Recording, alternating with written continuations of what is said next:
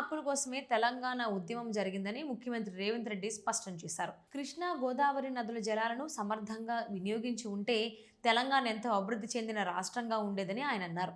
ఉమ్మడి రాష్ట్రంలో జలయజ్ఞం పేరుతో కృష్ణా నదిపై ప్రాజెక్టులు నిర్మించాలని ప్రణాళికలు రూపొందించాలని గుర్తు చేశారు. నీళ్ల కోసం పీజేఆర్ లాంటి నేతలు సొంత పార్టీకే వ్యతిరేకంగా ఉద్యమం చేశారని చెప్పారు. తెలంగాణ సాధన కోసం పార్లమెంటులో పొన్నం ప్రభాకర్, ఎమ్మెల్యేలు పోరాడారని పేర్కొన్నారు. తెలంగాణకు కృష్ణా జలాల్లో 34% సరిపోతుందని అంగీకరిస్తూ 10 ఏళ్ల కాలానికి కేసీఆర్, హరీష్ రావు సంతకాలు చేశారని సీఎం రేవంత్ ఆరోపించారు.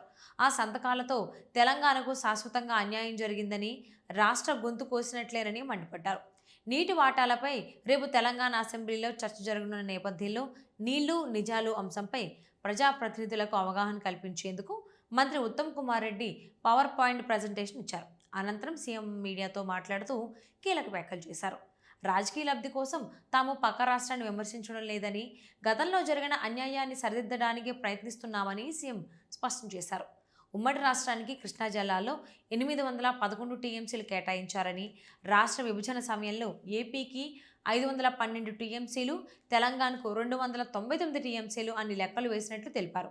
తెలంగాణకు 34% సరిపోతుందని ఒప్పుకుంటూ 10 ఏళ్లకు సంతకం పెట్టడమే పెద్ద తప్పిదమని విమర్శించారు. 811 టీఎంసీలలో తెలంగాణకు 512 టీఎంసీలు రావాలని తాము వాదిస్తున్నామని, తమ వాదనతో ఏపీ ప్రభుత్వం ఒత్తిడికి లోనైందని చెప్పారు. తెలంగాణకు వాటా దక్కే అవకాశం ఉందని మాజీ సీఎం జగన్, సీఎం చంద్రబాబుకు లేఖ కూడా రాసినట్లు తెలిపారు.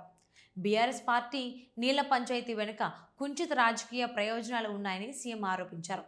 వరుస ఎన్నికల్లో బీఆర్ఎస్ ఓటమితో పార్టీ మనుగడ ప్రశ్నార్థకంగా మారడంతోనే కేసీఆర్ మళ్లీ నీళ్ల అంశాన్ని తెరపైకి తెచ్చారని అన్నారు. అబద్ధాల ప్రచారంతో ప్రజల్లో అపోహలు కలిగిస్తున్నారని మండిపడ్డారు. జూరాల నుంచి పాలమూరు, రంగారెడ్డి ప్రాజెక్టును శ్రీశైలానికి మళ్లించారని, 32,000 కోట్ల రూపాయలతో పూర్తవ్వాల్సిన ప్రాజెక్టు ఇప్పుడు 84,000 కోట్లైనా పూర్తవుతుందో లేదో అనుమానమేనని సీఎం వ్యాఖ్యానించారు. జూరాల నుంచి లిఫ్ట్ చేసి మహబూబ్ నగర్, రంగారెడ్డికి నీళ్లు తరలించే అవకాశం ఉన్నా అలా చేయలేదని విమర్శించారు. ప్రస్తుతం శ్రీశైలం బ్యాక్ వాటర్ నుంచి కేవలం 0.25 టీఎంసీలే వాడుకుంటున్నామని చెప్పారు.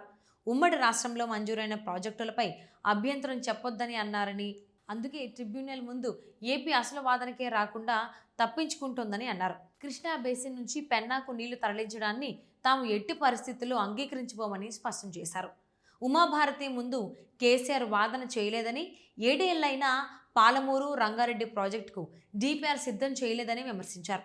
సాగునీటి ప్రాజెక్టును తాగునీటి ప్రాజెక్టుగా చూపారని ఆరోపించారు. రేపు అసెంబ్లీలో అన్ని డాక్యుమెంట్లు బయటపెడతామని, నిజాలను ప్రజల ముందు ఉంచుతామని సీఎం రేవంత్ రెడ్డి స్పష్టం చేశారు.